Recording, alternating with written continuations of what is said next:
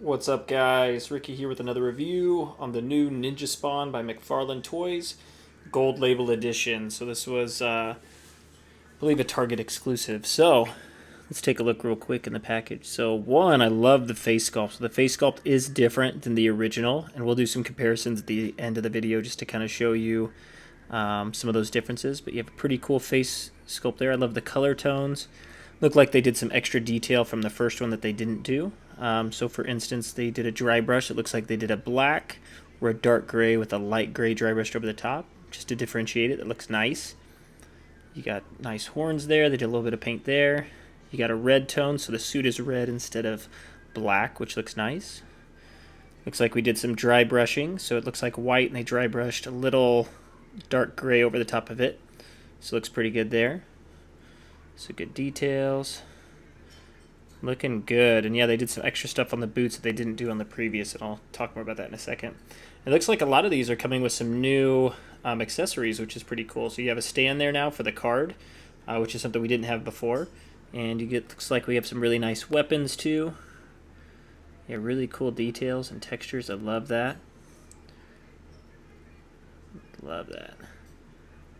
Perfect. Okay, so that's it in the package. It looks pretty good. So here's the side of the package here. Nothing too fancy. Here's the back. And this is the artwork from the original one that we got. However, it does look a little bit different. Then we have the side of the package. And there we go.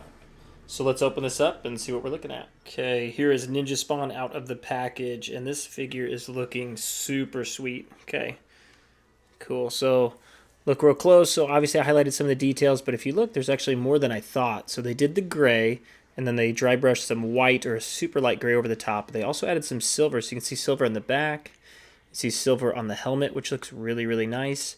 One thing I might do is add some silver highlights to the buttons, the little rivets there that you can see on it, and the buckles potentially. I did that on the previous one, and it added a lot of little, just extra detail, but it was something small. Have good red tones. The gauntlets look sweet. So the dry brushing, I'm so glad they did that. It looks so much better. Then you have these really cool holster for these weapons. They look really good. You have the little cape in the back that looks nice as well. Looking good. You get these cool nunchucks. Comes with this really cool card, which actually has a bio on the back of it. So I can show you that real quick. So here it is. So if you want to read, you can pause the screen.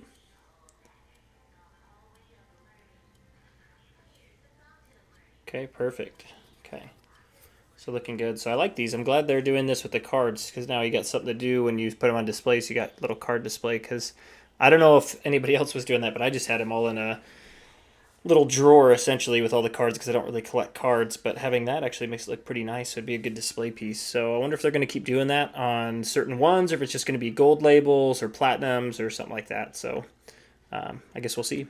But yeah, look at that. Even the gauntlets, they did some differentiation in color. So as far as paint application, this is probably one of the better paint application figures I've seen from the McFarlane line, because usually that is the complaint, right? Is that there's not enough paint application. The sculpt is great, the articulation is great, but typically the paint applications aren't quite on par. So I love seeing all this attention to detail in these. Very, very cool. Okay, perfect. Well, let's get into the articulation. Is you have the head, so it is all on one joint right here at the bottom. So kind of like the previous Ninja Spawn. So everything bends from there. So you can look up like that. You can look down about that far. So not too bad. Ooh, actually you can look real far down. Look at that. That's cool. So then you got a nice rotation. And you got some tilt too. So I actually don't mind that joint, even though it's unusual because it's not at the head like it normally is. It's at the bottom of the neck. It still works pretty well. Okay, so now the arms go up 90 degrees. You do have bicep swivel. You do have double jointed elbows, which are perfect for the, obviously for articulation purposes. You do have wrist articulation or rotation as well. You do have an ab crunch that goes up about that far, so it goes back quite a bit and goes forward quite a bit as well. So good articulation, good tilt as well, rotation. The legs go into the splits about that far.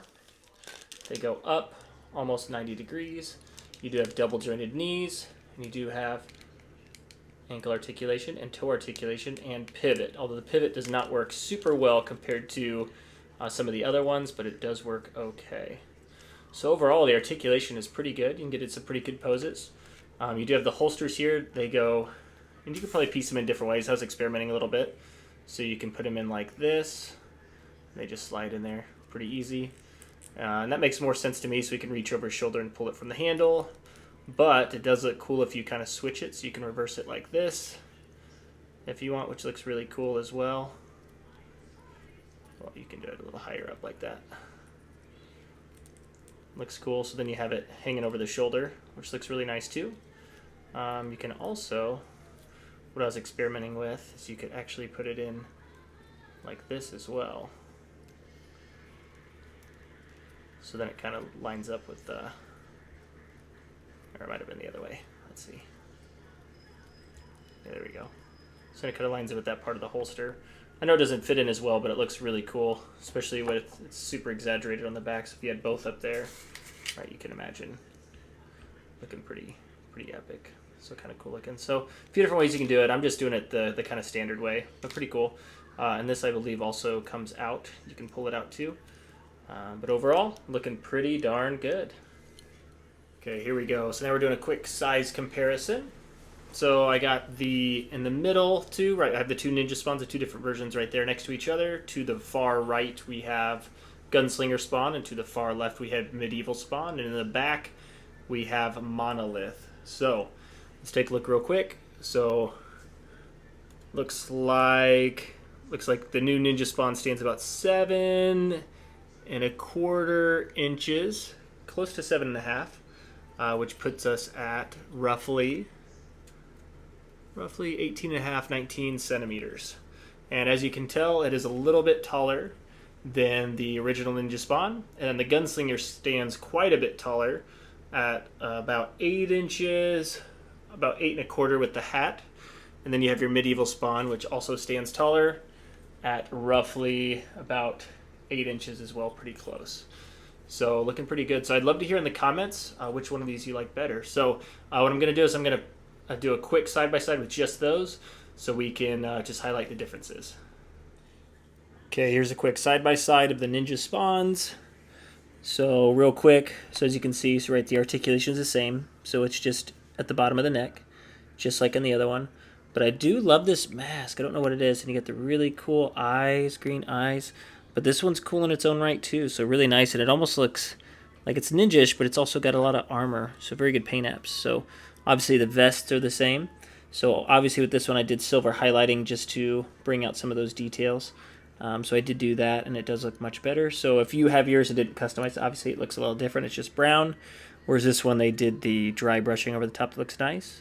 So like I said, I might do the same thing that I did here, you know, on this, just to bring out some more silver, some more detail.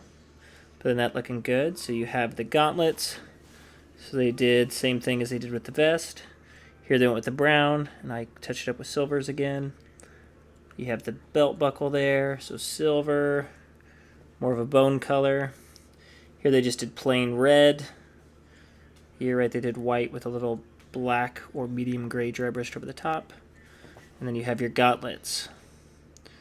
Looking really good there. And this one I did have to customize the boot there because it was just black. So if you did not customize yours is just black there. But with here, they actually colored it. They painted it, which is nice. So it looks good. So same thing. So some silver highlighting opportunities that I, might take advantage of there. So that's the front. So here is a quick side. As you can see it a little bit more. The gauntlets, the black tones, the shoulder pads. Obviously they did come with different weapons. Both are cool in their own right. So I love these. I did black wash these to bring out the detail more, even on the handles, so they look a little bit better. So this one I don't think I'll have to. I think there's enough detail. I don't think I'll need to, but it's always an option. Okay. So these ones they did brown with the red. Here they did gray with the white. Looking good.